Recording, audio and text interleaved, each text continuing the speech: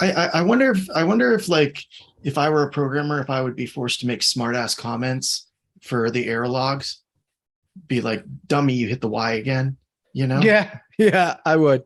I would. But Yeah. It's a requirement. In episode 54 of the Dorkcast, we sit down with Brett Stacks of Viatechnik to talk about trading places. A theme we keep seeing in construction technologists is the varied paths we've all taken to get where we are. Brett is no exception. Starting off as a sheet metal worker, taking stops through contractors and software alike, and finding himself as a VDC Director. This was a fun discussion about the traits we see common among people who have found success in our industry and how many of us may have been lucky, but luck only gets you so far.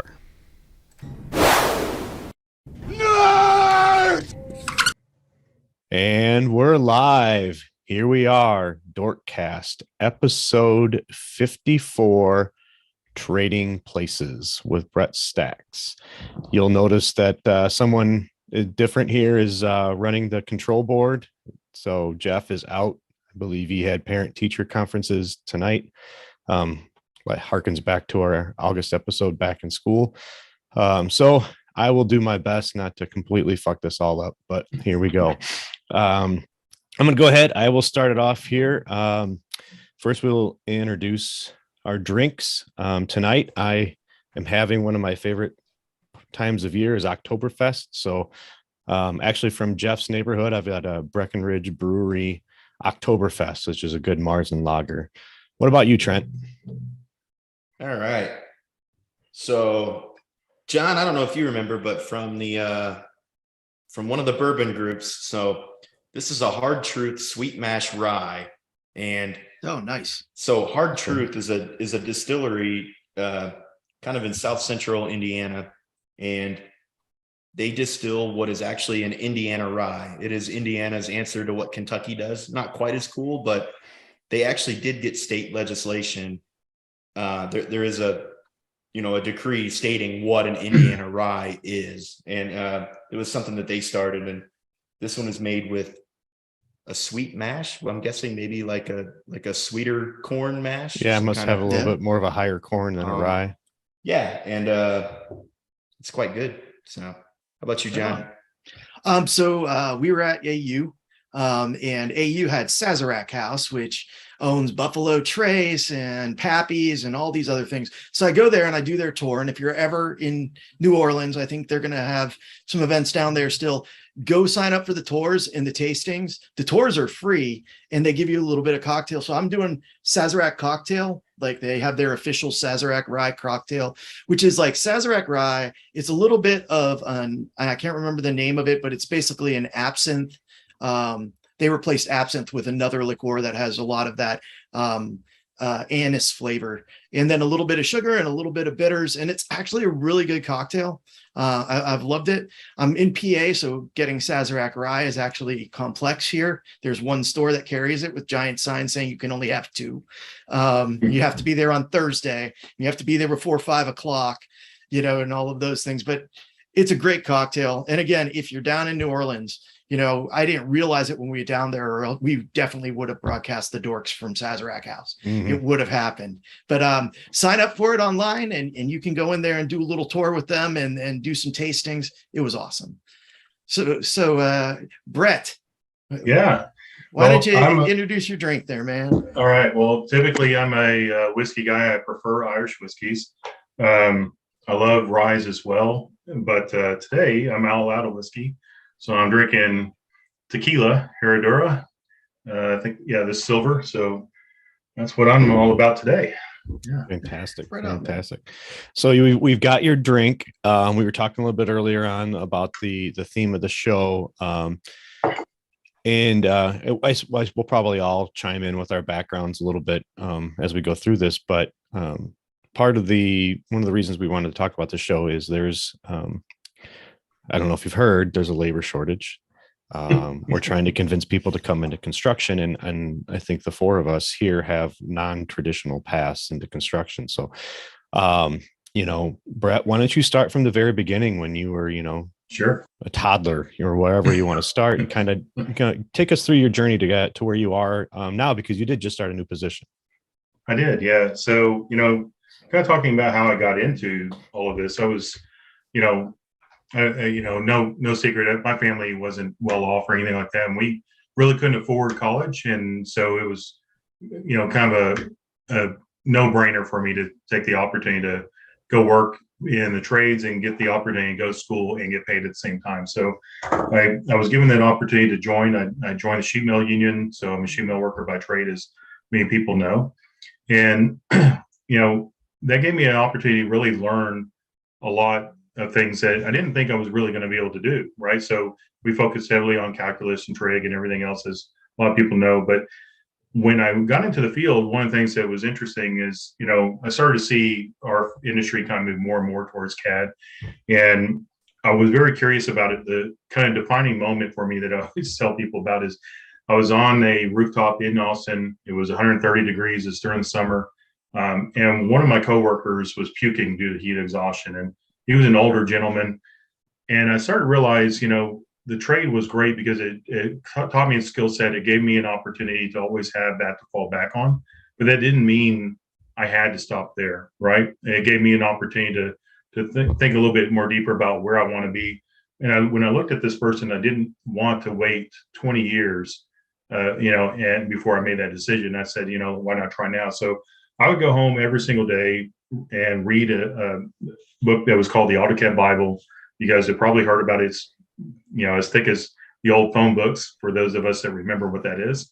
And I would spend a couple hours every day doing lessons. And so I had the opportunity, once I got through that exercise, to move into our CAD department. And 7 years later at Dynamic Systems, I was helping to lead that department with Kevin Allen, and eventually became a product specialist on the fabrication products, which led to those product management roles at software companies. So it's kind of a wild story, but at the end of the day, the two things that I always come back on is, one, it was, not looking at my current situation as a defining moment in my life and saying, if I just put in a little bit more effort, I can excel. And this industry supported me throughout that, right? I had the opportunity to grow, and I can go on all day long about, different things throughout my career that have really given me that opportunity to continue to excel. I will say one of the things that I always kind of look back on, kind of thinking about this topic of, excelling in our industry, thanks to the way our industry is built and supporting people who are self-driven, versus going to college and giving yourself an opportunity to kind of come in with a head start. I've replaced 2 people with PhDs in my time, so it's not always that piece of paper that, it really does come down to who you are. Are you a hard worker? Today I've got that experience that is probably equal to that college degree or better, but the message of all that is, there's definitely opportunities if you just apply yourself. Can I ask you, Brett, when you moved into this most recent job, did they talk about what is your school education? Did that even come up? It's funny because I was on the market for about 5 weeks, and I kind of sat back and I said, and this is not going to sound good, but I've worked for software companies in our construction space for quite some time, and frankly put, I was a little burned out working for some of these companies. So I wanted to take that experience I had being a strategic manager and a director and product manager for software and see if there's some other industry I could apply that knowledge to. And I got turned down with every one of those other opportunities because I didn't have that college degree. I never had that discussion here. So the construction industry definitely values that experience above and beyond the other things that you might bring to the table. So I think that was it was both a positive and negative for me, because it would be nice to spread my wings, but at the same time, this is the industry I love and I remain very passionate about. So it would have been sad to walk away from it. And, it's nice again to just continuously see those opportunities roll in regardless of your background. I was talking to a bunch of engineers, and my background was I spent about a decade at an engineering firm, and the conversation there was always, are you going to get your stamp? When are you going to get certified? When's your stamp going to come? And I actually left college. So I left college before graduating. So I was like, you're going to have to do a lot of education in order to even sit for this test to get this stamp and everything else. And, and then one day I just happened to go to someone's fab shop and talk to them about how, at the time, how CAD was going to revolutionize what they were doing in their fab shop. They didn't ask me once whether there was a piece of paper associated with my name. They instantly put down an offer that was far above what I was going to make if I had my stamp as an engineer. And I thought it was funny. The reason I asked is I kept in construction, and never have they brought up my education. They take it as rote that you either can do it or you can't. And that's what they want to know. They want to know, have you done it? Did you do it? Can we see it? And the one time I did get outside of construction, I was shocked and amazed when they're like, hey, can you fill out this resume and fill in all your education? And can you, I'm like, really? Because it's like, that's like 30 years ago. Like, do you even like, I can't even remember what classes I had, let alone what they taught in them. But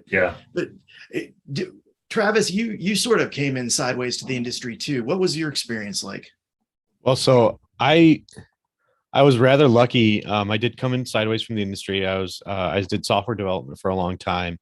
And it's kind of a product of living where I live. I live in a very rural area. So, I had started to do some temping and stuff like that, and helping out a company when I was, I think it was barely 20, that was going through, an SAP install.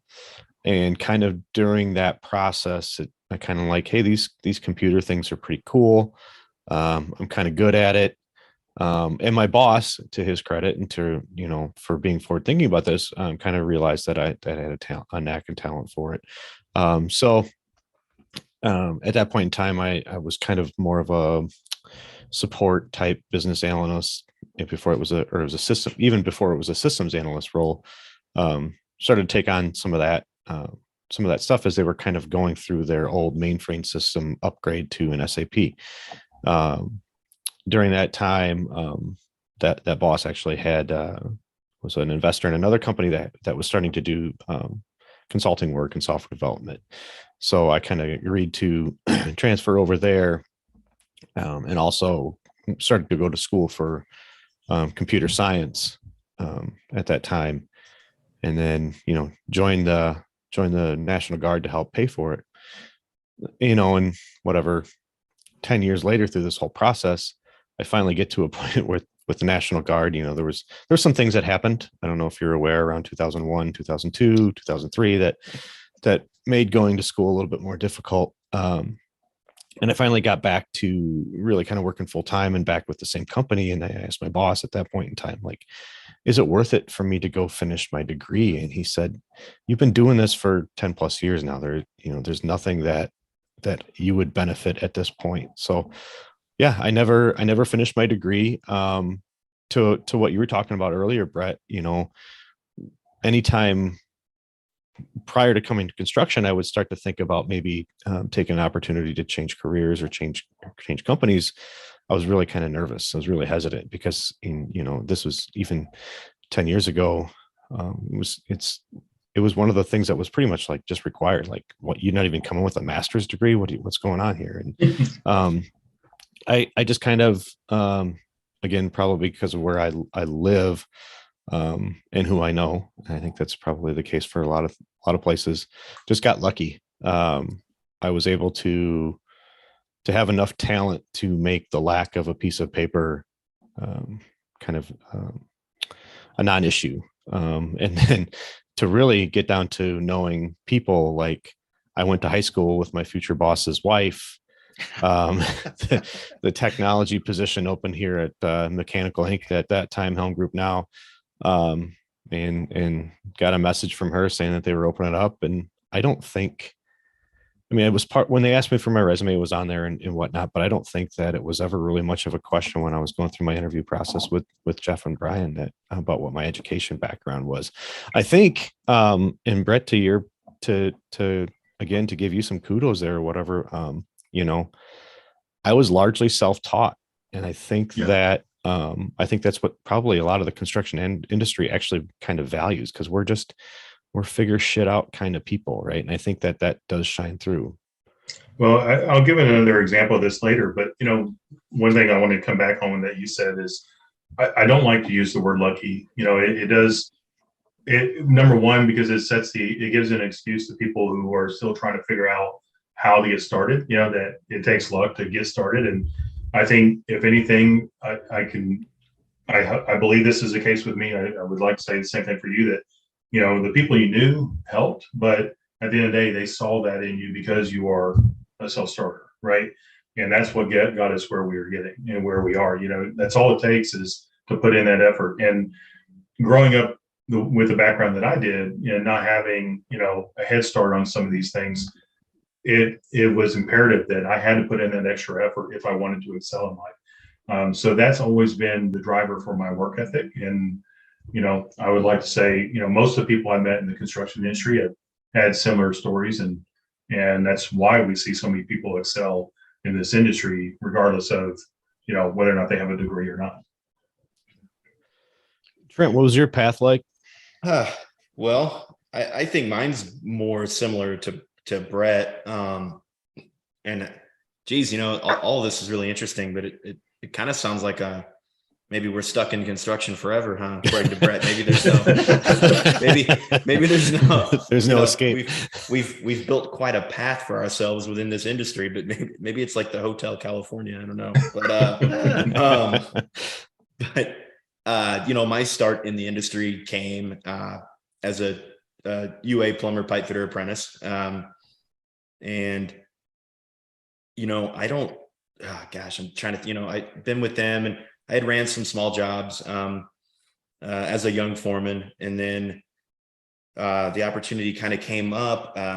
The company, North Mechanical, heavy fabricator, heavy in very early in Revit, was pretty much full Revit by like 2012, 2013. Very early to some of that stuff, but most of that was driven by an older gentleman by the name of Robert, who had worked with them for so long, and they were small enough to where he kind of supported that. But as he got older, they kind of started seeing the writing on the wall that he wasn't going to be around forever. And he kind of moved to Florida and was still helping and doing things. And they thought, well, who's going to come in and lead this thing? And there wasn't even a job posting. It was just, they pulled me in the office and said, we want you to do this. Do you think this is something you'd want to do? And I just kind of never looked back. And, fast forward, like 5-6 years later, I've added, 4 or 5 people to the team. I've done, probably like 3 large scale software implementations company-wide. A lot of stuff has happened. So yeah, but I never had to, whether them bringing me in was like a temporary thing. They kind of wanted me to come in and learn under Robert before he got so old he didn't want to do it anymore. I hope he's listening. That'd be funny. Because he'll call me and yell at me. But I don't know if the idea was to just kind of have me in there interim and post for the position, but I guess just by the knowledge that we have in the trades and just the ability to work hard, I don't think they ever considered an alternative. So now I think they're kind of stuck with me. So, cause now I'm the only one who knows. No, I'm just kidding. But yeah, I mean, it was never something that you even had to apply or prove any education to. It was just kind of like, this kid came in, he had a very strong mechanical knowledge. He worked his ass off on his jobs, made them profitable, was always willing to accept a challenge. I think that was enough. I mean, I don't think you needed a piece of paper that was gonna credit you any bigger than any of those attributes, in my opinion. So that's the cool thing about construction. I think construction values somebody who's willing to put the extra effort in and problem solve. And I think all of that's worth more than what you're going to find out of a book or a teacher a lot of times. Yeah. Well, I like that there's not those thresholds for education within construction. If you're in engineering, there's a threshold of education that goes along with money. If you're in teaching, threshold of education that goes along with money. If you're a doctor or anything else, they're all looking to climb this educational path to get more money. In construction, it's like, can you make more money for us? Right. If you can make more money for us, then we'll pay you more money. It's software even more. Can you make this? Can you bring this across the finish line? And I like that. I think it's really honest, and it allows you to have, like, I've worked with a bunch of people that have really good degrees, like you said, not PhDs a lot, but they have a master's in construction management. And I've been like, hey man, that's cool, but you're not getting your jobs in. And this other guy over here who is a pipe fitter is bringing in every job. So I know you've been studying a long time. Go study from him, because he will show you. He doesn't mind showing you. And that's been awesome. Like the guys in the field, the guys in construction, like, they educate everybody below them, above them, beside them. It's like that's half of going to these conferences is everybody's being educated. Let's not confuse the fact that, that my UA apprenticeship, or Brett, a sheet metal apprenticeship is an education. Let's not, that's hardcore. Yeah. What happens there. So I think it's a disservice to those organizations to say that. So I may retract to say that I didn't get an education in. Yeah, I absolutely got an education in construction. Yeah. Right. 100%. I spent, 3 nights a week for 5 years, or I would wake up, go to work 6 a.m. and I wouldn't get home till 9:30 p.m. for 3 to, so. Well, Trent, that's why I did sheet metal. It was only 4 years. Nice. Well, and Greg Fuller, they always make fun of me. They call me the PhD of plumbing because I did 6 years in the apprenticeship, because I got deployed in the middle of the apprenticeship. So I've actually got I'm a doctorate of plumbing. You doctorate. So, yeah. Brett, I was going to ask you when we were talking about this, and I was listening to all of our backgrounds, and I would put you in this bucket too, both John and Brett. Like, maybe this is just me coloring it, but this has a very Midwest work ethic feel. Brett, you have a lot of exposure to a lot more contractors throughout the country. Are you finding the same sort of? I know that there's the Jonathans and the Trents of the world on the coast, but are they finding the same sort of go-getter, self-starter type people? Is it just harder to wade through all those people? Yeah, this was potentially a dangerous topic, because as you brought up early in the show, there's a problem with fulfilling our workforce, right? And so when you have people that do really well, and I do agree that regardless of where you are, union, non-union, you have people who are driven to succeed. They're self-educating or taking advantage of the programs that are given to them. But the problem is they do hit a point in their career where, they are challenged whether or not they stay in our industry. Do they stay at the contractor level, or, as Jonathan talked about earlier, go to software or some other service provider?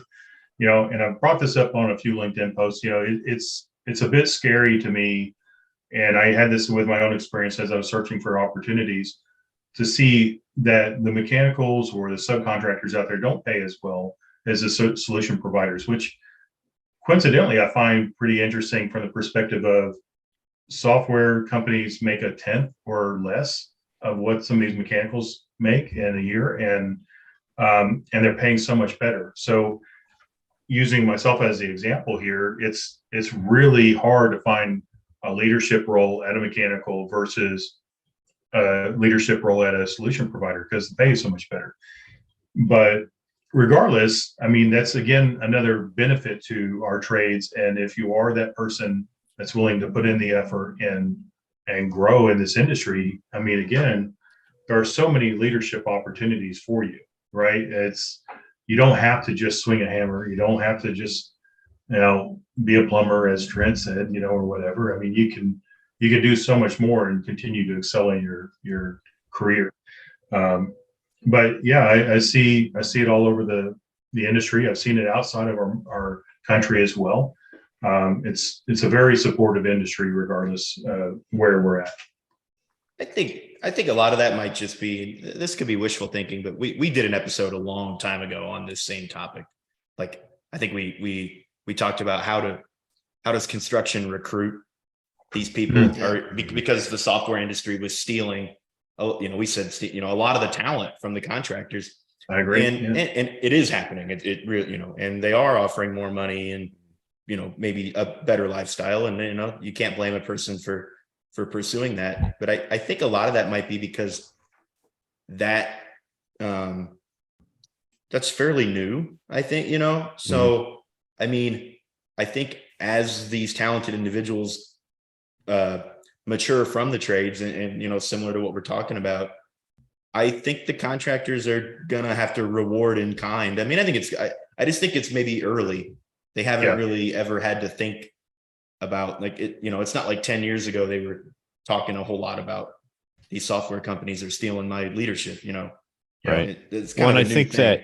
That to your point, I think that they are going to have to start thinking differently. And, if you just kind of look across the industry, a lot of even the bigger players are privately held, family owned businesses. What is one of the first things software offers you? Equity.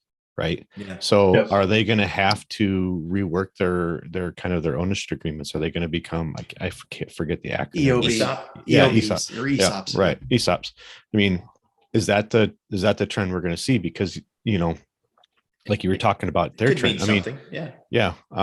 Todd from Applied and I always are always talking about, we have a marketing problem inside of construction, and that we're going to have to go along. We're gonna have to get clever with those things to try to draw people in, because you're right. Like, I don't care how great of a PM or construction contact you are, like, you're probably going to be just outside of the boardroom, right? That's probably about the furthest you're going to go. That's a good point. Yeah. And that's kind of another point that I was thinking about was, when I had the opportunity to go to Trimble, and I always credit Pat Boley, if you guys know him, he's somebody I've always considered a mentor of mine. When I joined Trimble's MEP division, you guys might remember in 2007-ish, Trimble wasn't a household name to the MEP industry at all. And they started with TSI, and then of course they acquired QuickPen as their first acquisition. That was how I got into Trimble, and working, even though Trimble was a large company at the time, Trimble grew from literally zero to $100 million a year in 10 years. And working underneath Pat, here I am, a guy with the exception, like you said, going to, the trade schools. I was still just a high school graduate for the most part, right? And I was given the opportunity to be mentored by a guy like Pat and watch a company, an organization grow from zero to $100 million. Through that experience, I was given the opportunity to be in the boardroom. I was, a director under his executive management team in that division. I helped with acquisitions. I did post-acquisition logistics, managed my own P&Ls. Those are all things I had to learn on the job, right? And have certainly helped me with all of the roles to follow. And you kind of think back on all of that, it's like I would have never imagined myself in those positions as what I considered a almost high school dropout, a hammer swinging sheet metal worker, to be in that position later in life. It was definitely unforeseen. But when I think back on the whole situation, like I was trying to explain to you, Travis, I like to hope that Pat saw that in me, right? Yep. That I was a self-starter, I was driven, and in one way or the other, I was contributing to the business and its growth, right? So that's where I got that opportunity. And so I always preach that to people that I help mentor is, you put in the effort, you put in the nights to learn these things. I can point you in the right direction, but it's ultimately up to you. Right? Yeah. That was one of the things I've heard a few times about when people say something about being lucky. It's like, being in the right place in the right time is one thing, but being in a position or having the skill set to take advantage of that opportunity. You still have to capitalize on it. Right. Exactly. I mean, it's funny because there are so many opportunities.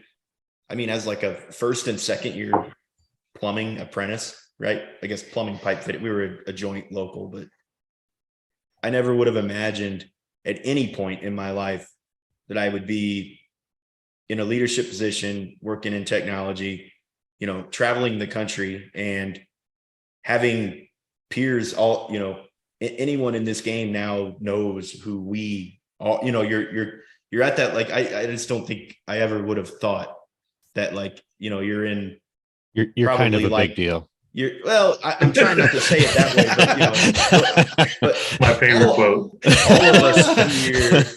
All of us here do recognize that we're probably top 50 to 100 in our realm, right? I mean, yeah. So that's a big deal, and you're proud of that, right? I mean, why wouldn't you be? I've certainly had the experience where people recognize me and came up to me and that I have never met before, and it's definitely encouraging, when you think about all the hard work you put into it. But one of the things that I do think about it too, Travis, when I think about that example of me being at QuickPen at the right time, that to be acquired by Trimble in a growing division and given those opportunities, I do consider that to be a little bit of luck, even though I hate saying that word. But my point of all that is those situations still exist today. It's not like they're gone, right? So Trent, you kind of talked about you were approached and given that opportunity to be a champion for a growing business, and now look at you, right? So, I know from working in software, that was always the challenge. Anytime you were working with a company that wants to make a change, their first problem is, this is going to cost me a lot of money. How the hell am I going to do this? And the first problem you have to solve is, who am I going to get to partner with in your organization to implement that change? And those old guys are the hardest people to work with, right? So finding somebody that's young and hungry and ready for these opportunities is the easiest way to proceed with those changes. And so, we all know the industry likes to think that they've transitioned to Revit, but those opportunities are still there. There are still plenty of opportunities. I didn't say everyone we work with. So yeah, those opportunities are there, and anybody that's listening that is still trying to figure out how to get their opportunity to succeed and be noticed by their executive team or the software companies they work with. I mean, that's easily one good example to do just that. A lot of times the hard work just doesn't go unnoticed. I mean, I know that's the cliche thing to say. Right. It is, yeah. The age-old hard work doesn't, but I think that's why I got here. I don't think that there was any other reason to it. So, so one of the things that I say a lot, I've been asked, what college did I go to? When I used to teach classes and I used to teach AutoCAD and some of the other specialty products, everybody asked me, what college did you go to learn all this?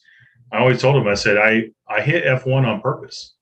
I'm not going to ask a stupid question, right? I'm going to do my job to research it before I ask anybody and embarrass myself. And it always cracked me up how many companies I went to that literally disabled or removed the F1 button for that because they hated it when they accidentally hit it.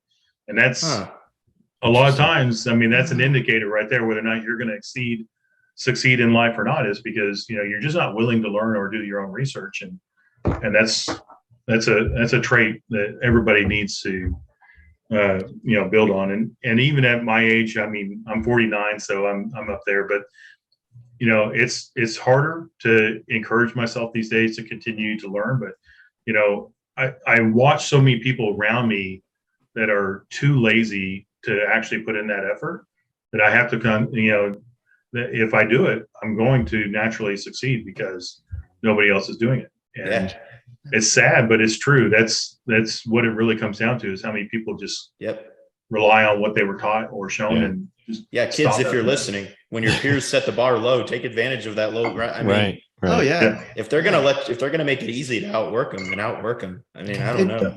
And by all means, if your company says we need a champion for anything, realize that when you decide to be a champion, you get to act like a champion and you get to be treated like a champion, provided you put in the work. By the way, if it succeeds, they remember that. Exactly.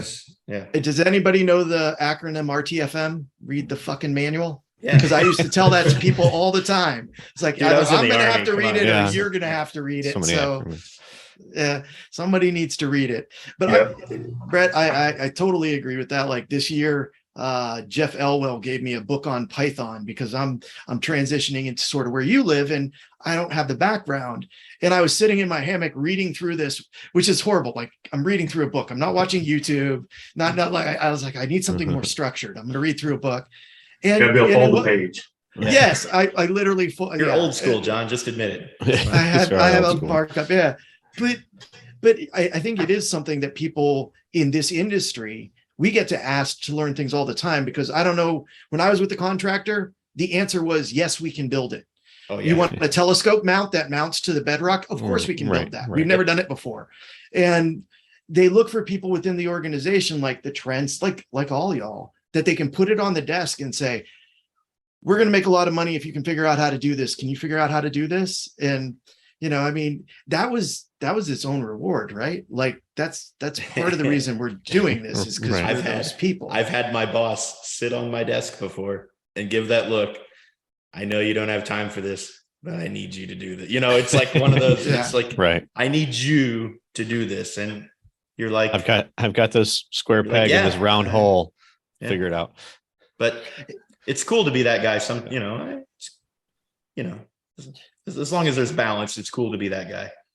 Well, I always laugh when I think back on my years that I spent in the trade school, because I was a dumbass in high school, but in the trade school, I became the nerd. And because I started to enjoy what I was doing, I saw the benefit of getting, involved with it and earning more money. And I remember times in that class where I knew the answer and others didn't. And everybody's turning to me with that look like, here goes Brett with the answer. And I was like, shit.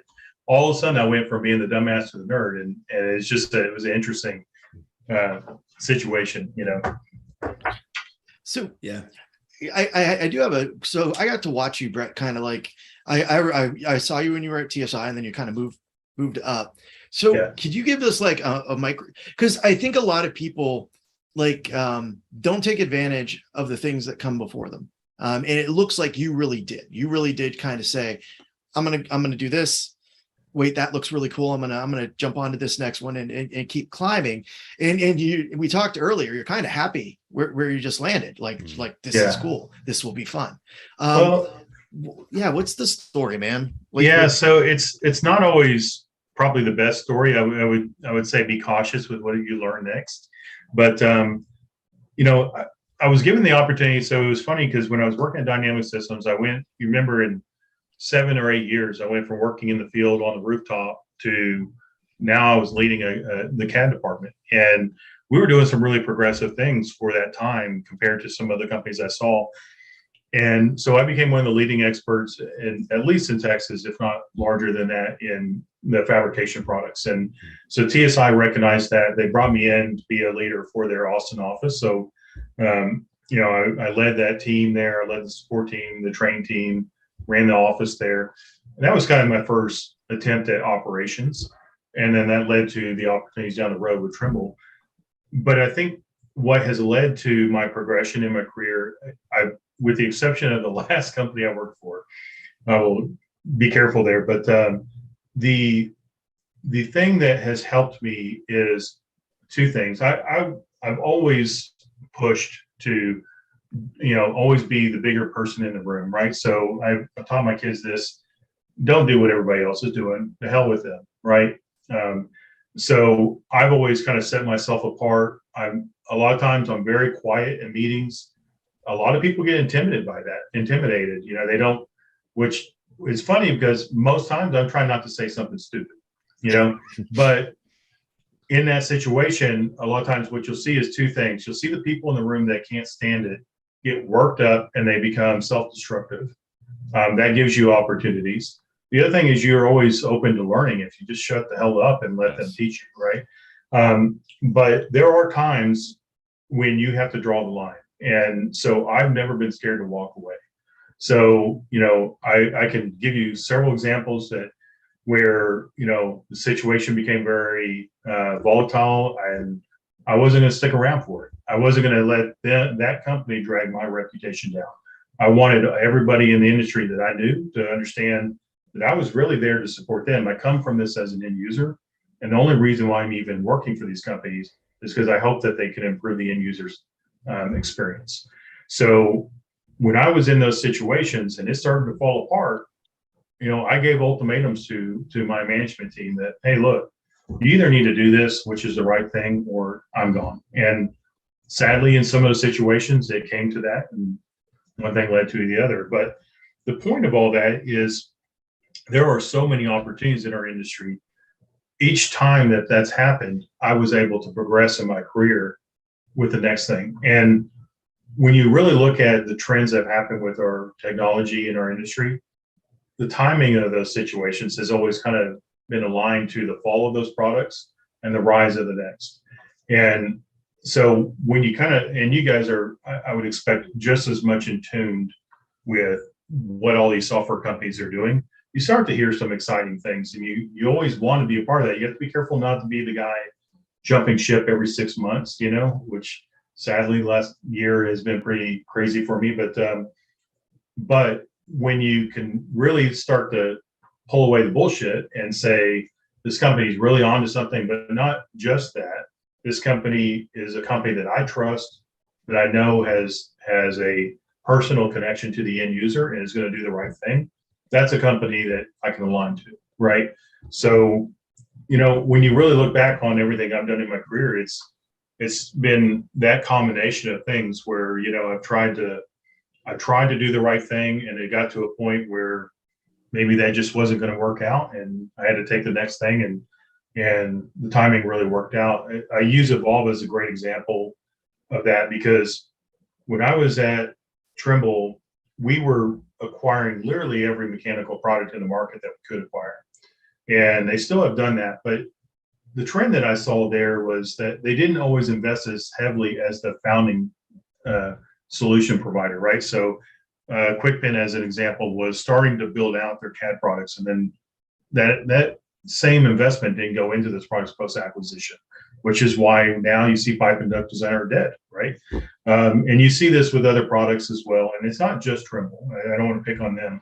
But throughout this whole thing, you're in a position where you're the face of these solutions, and it's your reputation on the line too. And you're trying to get investment for the products to support your customers, and it doesn't happen. Evolve was a completely brand new opportunity that I was unaware of. I didn't realize there was a new player in the game. So at the time, I was looking at this from an industry perspective, saying, man, this is really frustrating to watch products that I would call foundational for the growth of our industry, the innovation in our industry.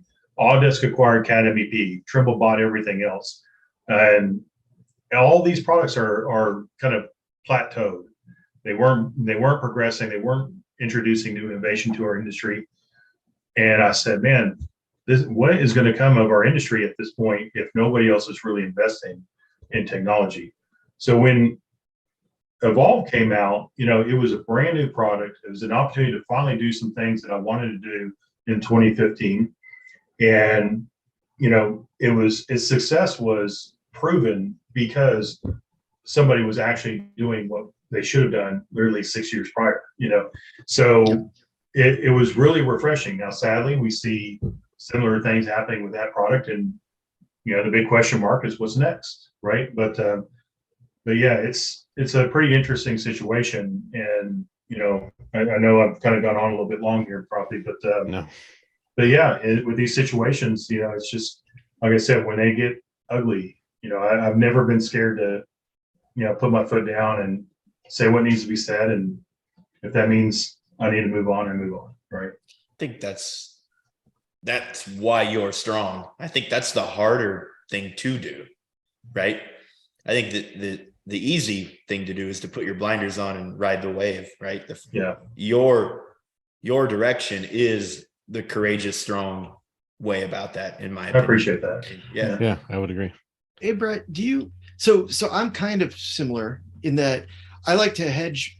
I never am better at leadership than when my bet's hedged, when there's somewhere for me to go if I get fired, because I will tell you the right decisions that I'll tell you the truth. I'll be like, yeah, that sucks, but this is really good. And like, has that also been, because for me, that's been a pattern up until I started my own business, was I want to have the autonomy to break off if I need to break off. Like you said, if they're going down the wrong path, or if it's going to hurt the people or everything else, I really put, like, there are a couple key people, Tim Devine at Spader and some other people from the field, that took a lot of time training me to be good at what I'm good at now. And I feel really strongly that anything that attempts to screw over those people needs to not happen. But Yeah. like, do you usually hedge your bets a little bit? I mean, it helps having the reputation we have, right? Because you always have somebody reaching out to you. I would say the last change was a bit of a surprise for me. Not that I was surprised that it was going to happen, because I had an idea it was going to happen, and I didn't help the situation. Trust me, I was difficult, but it was difficult. You really? I was difficult for a reason, and it's everything you just described there. I expect the company to do the right thing. The company's not doing the right thing. Don't expect me to sit here and just take it, right? I'm expected to be in the authoritative role to make those changes, and I'm not being allowed to make those changes, right? So that said, I didn't have something lined up. Therefore, I was laid off for 5 weeks, and that made it difficult. And and I would say I've taken a lot of personal risk over my career because of those types of situations. The timing doesn't always work out. This is a great example. And what made this year even more difficult is the fact that we have the constant conversation about potentially economic downturn, right? Mhm. A lot of people are on hiring freezes right now. So the people that I know I could call today and say, hey, I need a job, and they would throw a job at me and make one up. That's not even happening right now because of this. So I was surprised by the opportunity from Viatechnik, because it was such a good one that I landed in a great place despite what others were telling me. And so I'm definitely grateful to that. But, certainly in previous years, I would say I would have done a little bit more work ahead of time to line something up so that I could have the hard conversation. Today, maybe I'm a little bullish and stupid, but I really do value constructive conversation. And what I've noticed over the years, and I'll use some of the bigger companies I worked at as another example. I worked for a manager that enjoyed constructive conversation. Nothing was ever taken personal. They really appreciated that somebody that was a subject matter expert was challenging them on their business decision, right? And I'm not one of those guys that says it has to be my way. It's just, hey, how are we going to deal with this problem, right? And offer some advice, because that's the other thing with me is I don't bring problems to the table without at least some suggestion on how to fix it, right? Now, and sometimes you get managers pushed on you, so management changes happen, and that whole culture changes, and you're not appreciated for what you're doing. I was at a company, again, trying to be careful not saying names, but I was at a company that where that very thing happened. I was part of the executive strategy discussions, and then all of a sudden I wasn't. And the new guy that was brought in did not care one bit if you were a tradesperson. He actually saw that being a disservice to the products and moved me into a completely different position before pushing me out of the company. So, I think a lot of it really comes to that. Again, I've stuck to my beliefs. I'm that kind of guy, regardless of where I work, who I'm working for. The hard part is finding a company that appreciates that. And hopefully that culture doesn't change on you while you're employed, right? So, at the end of the day, despite maybe some of the high turnover situations I've had throughout my career, I would say, again, they've all worked, with the exception of one company, in my favor. But at the end of the day, I'm proud of what I did, and I'm proud that I stood my ground. I can look at my friends in the industry that are BIM managers or operational people at these customers that I would typically work with, and know that I did everything I could to support them. So whether or not it's looked that way, I've been accused, unfortunately, of being the problem too, because I've worked at all these companies that have caused the problems. But my friends that know me best, appreciate what I've done. And Darren's one of those guys. He used to give me a really hard time, and then he kind of realized that It's a good I was point. doing everything in my power to make this better for our industry. So, it's nice, like I said, when you're appreciated for that constructive conversation and you're allowed to actually do that openly without criticism.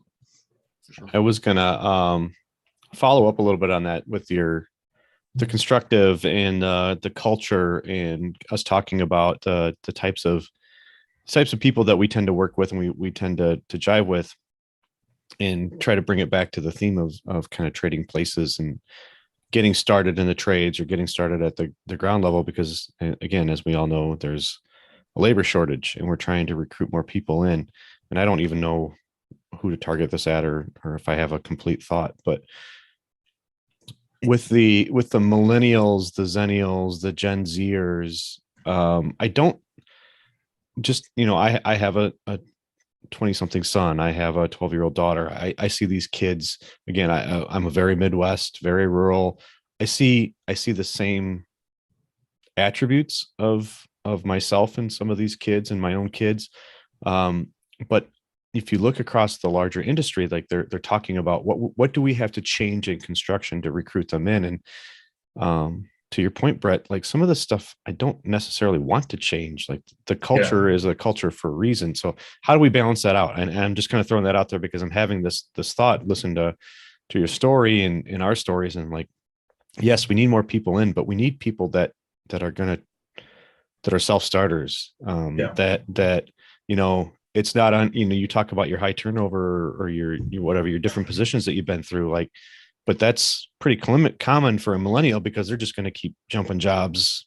Yeah. I'm generalizing across the whole here, but of course, like I said, I don't even have a really complete thought. I'm just something I'm kind of stewing. No, I agree with you. And I think I'm aligned to your thinking there. I mean, to your point of jumping jobs, I've never made it about money, right?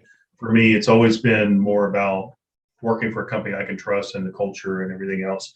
But, still with millennials, and again, I've got the 20-something-year-old as well. I do struggle sometimes when you see the situation, I guess, that they were provided with versus, us, where things just as a whole, everything was more manual for us than what our kids have today. It's more automated for them.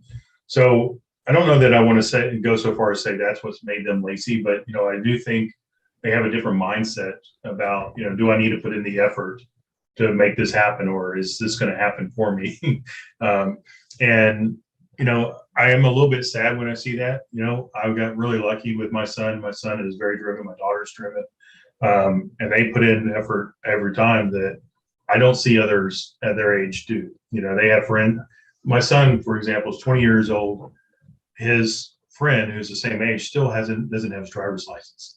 And I just laugh at that because I'm like, come on, man, it's not hard, but he's just not being pushed to do it. Yeah. So when I work at some of these companies, I do see the younger generations come in and you guys will appreciate this. I always use James as a great example, James Simpson. James took me completely off guard.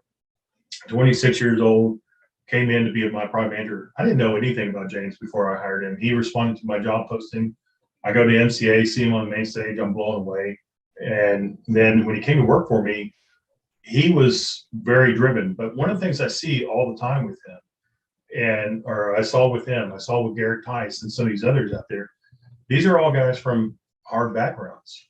They're so when I look at the younger generation, I don't know that they're really that much different from the way I am. At least my own personal experience is, you come from a hard background, you have to try harder to get caught up and give your kids an opportunity you didn't have growing up. So, I do think there's a lot to say with, people that, like you said, maybe live the rural life or whatever versus somebody else that was and it kind of comes back to our former point, college degree versus going the hard path and learning that skill set, through on the job experience. I think it just instills, a different work ethic in you, and you drive a little bit harder. And the hard part for us is finding those people that have that drive. So I don't know.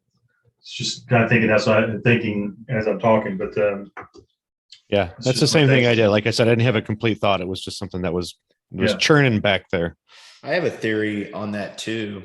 And it's with some of the software, Brett, as things, the software has become, I know there's an argument here that it hasn't, but it's become slightly more automated. It's become slightly more intuitive. I mean, has it, does it do what we want it? We never live in our dream state, right? We complain all the time about how no provider can do exactly what we need, but it's gotten better. I can tell you from 6 years ago to now, it's a night and day difference.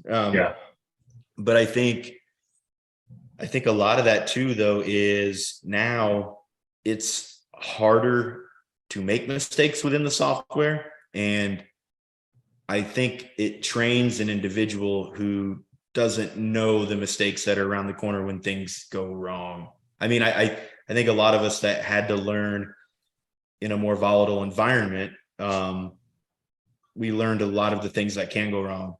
And I think a lot of the newer, they don't know what can go wrong until they see it. Because inevitably things still fail. There's times where it doesn't go the way it should. And, we've seen more of that and we know how to react to it better. I think I'm curious, there's a reaction to failure that we've learned more than the youth, I think. But did that experience come from your field experience or shop experience, right? So maybe a little bit. Yeah. So I always think about this when I was the VDC modeler, again, I worked in the shop that I worked out in the field. There wasn't a single thing I drew where I wasn't considering myself as the guy on the ladder trying to hold that fitting up and make the connection. And so when you think, and I've seen this happen a lot because of the labor shortage that we see, is a lot of people are bringing in young people who have never seen the field. They have never touched a fitting. And they're bringing them in, teaching them CAD, and they're off and running. Well, I think that could be part of the problem, right? Is, give them that opportunity to sweat a little bit, stress over it, and they'll be a little bit more thoughtful about those spool breakpoints and making sure that that's actually constructible out in the field. Yeah. You almost have to let them see it, right? You've almost got to, hopefully it's not an expensive lesson that you let them have, but you've almost got to let them witness failure, I guess, I agree. There was that, Sean brought in the guy that wrote Range, which was a book about David Epstein. Dave Epstein. And he did something that I thought was really good. He said, there's wicked and kind environments. All right. And a kind environment, you're going to do the same thing over and over again, and you're going to get better at it. All right. And that makes a certain type of person. All right. And there are certain type of people that are really good at that. And those are our fab shop people. But you look at a job site, that is the most wicked freaking environment in the world. You're unlikely to do the same thing more than 20 times. You have all of these different problems coming at you. It is a place where we incubate creative leadership. And that is so important. Like, I deal with this little edge that is people moving into the fab shop where they start to treat people like machines that do the same thing every time. And I'm always telling people, you got a limited amount of time you can treat a person like a machine who's creative and the type of people you want in this industry before they walk away. They'll go do something else. And I think with the millennials and the younger people, if they grew up in a wicked environment, if they were a farmer, if they were somebody that was in this environment where they had to do different tasks, they had all this huge scope of challenges, they're going to love construction. If they grew up in an environment where you just go to YouTube and find out what the answer is each time, they're going to be really fragile, and these companies are pulling in people with no experience in the field, and it works, but it's fragile. Like, you throw them a curveball and it smashes the window, where you go to a VDC department that's got like 5 field guys in it, and you can throw as many curveballs as you want. It's not going to make a difference. They're just really they're used to the wicked environment. They're anti-fragile. They're just really there. So I worry more about us changing the industry in a way that encourages more people that are fragile than anything else. And I think all of us, like, if you look back at like your time in the National Guard informed the way that you do your VDC work. Hell, I mean, every job I've ever had informs the job I have today. So the more wicked it gets, the more varied it gets, the more likely we are to be able to deal with really hard things. That said, I think all of us, when you ask us to do the same thing day after day, we start spending I get time on bored. LinkedIn. Yeah. Sorry. I want a new problem. I don't want the same Yeah, problem over exactly. and I don't Exactly. necessarily, Even I'd if be it's the remiss- same, I want even if it's problems. the same problem, but even if it's the same problem, but it has a different sort of shape, like it's Yeah. like, yeah, I don't need to implement yet another XYZ solution. Like I've done this before. Let's move on to different things. Yeah. I'd be remiss if I didn't mention, though, talking back the military point and leadership. Brett, I know you kind of hit on it, or John, you had mentioned like the wicked environment.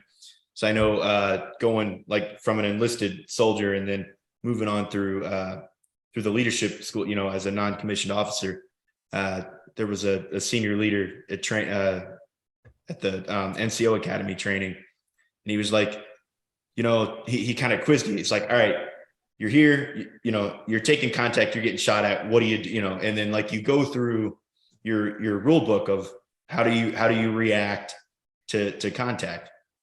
He goes, okay, now you're a sergeant. You're taking go, and then you're like, okay, well, I still do this. And he's like, wrong.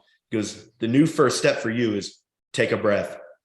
Your job now is the thought and the mind of your team. Your team is going to react by the doctrine. Your job is to breathe, analyze, and adjust. That is your job. That's a perfect great. sum up. Can I change the subject just as we're getting towards the end? I wanted to ask a question.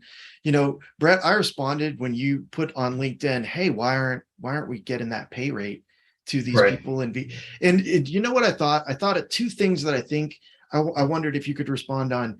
The first is, with COVID, we've eliminated geography all of a sudden. Software's never had geography, but contractors do. If you're a contractor in Erie, Pennsylvania, probably not going to be able to pay what a contractor in Southern California is going to pay. And that helps the software companies. What do you see coming with the fact, because I see a lot of VDC people that now work remotely in major markets because the markets pay more. Do you see that having impact? The COVID and the work from home and all this having impact on the actual pay that goes into these positions? Yes. Yes and no. So first and foremost, we're hiring VDC specialists. So, shout out to that. But it's interesting because a lot of the software or solution providers out there are now getting into VDC services, right? And ourselves included. So there again are those opportunities for VDC people to work remotely and make decent money, because now you're working for those companies. They're paying more naturally anyway. But as a whole, I've seen this across the board because I work with a lot of large companies, and they're struggling to find the right people. And because of the labor shortage, they're working everything they can to hire people and build out. I know companies that have billions of dollars in backlog that they're worried. How are we going to continue to execute this work? And so they're not only hiring these outsourcing companies, but they're still trying to hire internally. And they don't care where you are in the country. If you're willing to put in the effort and you have a good reputation, you get the job. So I do think they're paying a little bit more. Naturally, when you work remotely, I would say there's a cost savings there anyway. So you have an opportunity at the very least to work for a company that may have better benefits, if it's nothing else. So I do see a trend there. I do see more companies trying to push people to come back into the office because they want that hybrid approach where maybe we'll allow you to work 2 or 3 days from home, but we still want you in the office 1 or 2 days. So I do still see that, but at the same time, it's definitely a different world than it was, pre-COVID. I was gonna follow that up with a kind of more of a question. In we are a union contractor, so I think that Trent, maybe you can answer this more. Like if you are working remote, you're paid based on where the work is occurring, right? If the company that's hiring you is hiring you as a trades, then okay. I think they would honor the jurisdiction that they're working in. Yes. Okay. That would be something for if anyone's interested in that answer, I think like Eric Posey, Derek Westfall, Patrick Ramirez, those guys that are out there doing a lot of this UA training probably would know the answer to that better than I would. But that would be my guess. Apropos of nothing, it's just a curiosity that popped in my head. Good. Yeah. Well, I do think that we are we're just over an hour-ish here. Trent, John, do you have any final questions or thoughts that you want to share? I think the only question I'd ask is if you were gonna go out and talk to somebody who's making the decision between college and sort of a career within our industry, career in the trades, what would you tell them, Brett?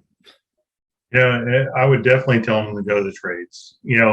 Because of my experience, I had the opportunity to continue to work out in the field, which I still personally miss. There are a lot of days I wish I was still swinging a hammer. I get a little nostalgic when I walk a field or a shop. But, I love that, it wasn't my experience. It wasn't my prior perspective to fall in love with business analytics and operations. And that became something that I really enjoyed in my career and had the opportunity to learn that stuff. The point is, I think you have the opportunity to go any direction you want. And you can always, I've always struggled again with my own children. How do you make a decision at 20 years old, what you want to do? Yeah. And go spend 4 years plus at a college and take on that debt, not knowing if that's really what you're going to end up enjoying doing. Right. Good so point. Getting into, the trades and giving yourself that opportunity to try different things, you can always go back and get a business degree, or economics or whatever you want to do. Right. So I would always rather see somebody give themselves that opportunity to go through. And the way I always looked at it is I always had my trade to fall back on. So if I didn't enjoy what I was doing, I could always go put my tool belt on. Now, granted, it doesn't fit anymore, but that's right. It's because you shaped more like John's shirt right now. Hey, man, the struggle's real there. I'll tell you. Everybody thinks that I was the guy that posed for that, and I always tell them I didn't have to get naked to do it, but I did it anyway.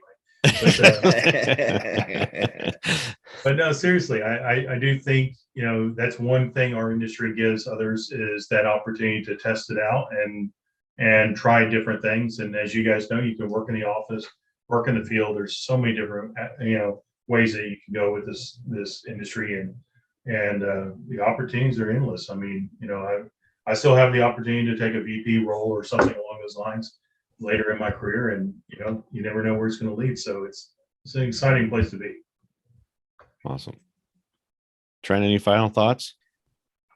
Yeah, I don't have any questions. I just the final thought, I guess, kind of echoing more of what Brett said. I think that I would not that everyone should just join the trade. I think college has its place, and I think there's still a decision. Yeah. But something I can tell you is the trades allowed me to sit at the same table as executives at an organization. And I think they found value in having me at that table, not because I knew what they knew, but because I knew what they didn't know. And I think I had the ability to learn what they knew as well. So I think the trade knowledge afforded me, I got to learn project management because I got to sit at the same table as our senior project managers, because they enjoyed learning from me what they didn't know, and I in turn through osmosis got to learn what they knew that I didn't know. And I think there's a relationship at those table, those, we call them the tables, or there's a relationship there where you're bringing value to that table that because things that they already, most of them went to school, did all, they went through the business acumen and all that. You're not going to tell them anything they don't already know from that angle. So you're bringing knowledge that isn't common to that realm. So I think there's value there. For sure. All right, Brett, before I try to do my best, Jeff, and wrap it up, is there anything we missed that you wanted to cover? Guys, I could talk to you guys for hours, and so I definitely appreciate the opportunity to be on the podcast. I love construction doors. Even if it was just for a minute, I'm glad to be considered to be a part of that and see you guys again. Right on. Right on. Well, Hey, Travis, I gotta add just one more thing. Just a shout out to Viatechnik for actually having a party at AU that was worth going to. Like, of all the parties, Viatechnik It was had a the good one time. party, and I was sitting there talking to Garrett about tech and everything else and having a good drink. Just thank you to Viatechnik for, Seems like a good culture. Yeah. yeah, seems Yeah. like a good culture to me, man. Yeah. Well, their parties Thank you. are always a good time for sure. Absolutely. Well, Brett, thank you very much. It definitely resonated with me. Your journey, talking about maybe being a little lucky, but being willing to take advantage of that luck, being a self-starter. And I would agree, coming from the outside looking in now. If I had gone to school to be an accountant, there's only so much, accountancy out there. I would just be an accountant wherever I'm an accountant. But if I get into construction, I have a lot of different paths I can choose. So I'm happy to be here. We loved having you on. Always a great conversation. This is episode 54, Trading Places with Brett Stacks. Thank you. Awesome. Thank you, guys. Have a good evening. Nerd! There was an error. I know there was an error. I love it when it says there was an error, but it doesn't tell you what it is or how you might fix it. It's just like there's an error. It's like, well, there's obvious that it's an error because you didn't do anything. Right. It seems. I wonder if like if I were a programmer, if I would be forced to make smart ass comments for the error logs, be like, dummy, you hit the Y again. Yeah, I would. But- It's a requirement. I think it would be good. I feel like also, hold on with it. Oh shit. Okay. Well, that sucks. You remember Marvin the Paranoid Android from The Hitchhiker's Guide to the Galaxy stories? I feel like I want a voice navigation that uses that voice. So it's just like, you went the wrong way again. He's my favorite. He is. He could keep popping on off and on and say, there's a bar nearby. Did you know there's a bar nearby? We could just go to the bar. Waived medical insurance. Yeah, but I selected something else. Hey, guys. Hey, Brett. You're going How to you listen doing? to Jeff try to deal with his healthcare. That's why he looks so well constipated. Yeah, he needs healthcare. All right, He I have needs to leave. healthcare, apparently. I have to leave. Bye. right. Have fun, Brett. Peace out. See you. Thanks. Bring back the old shirt, huh? Dude, this is my favorite shirt ever. That is like literally the favorite shirt that I have. I don't know if this is the definition of ironic, but I worked out in it last night. Oh, that's funny. I worked out in it just a little while ago, and I had my first leg day on this one's called Fitness AI. So I got off of Juggernaut because it was too expensive and I moved to Fitness AI.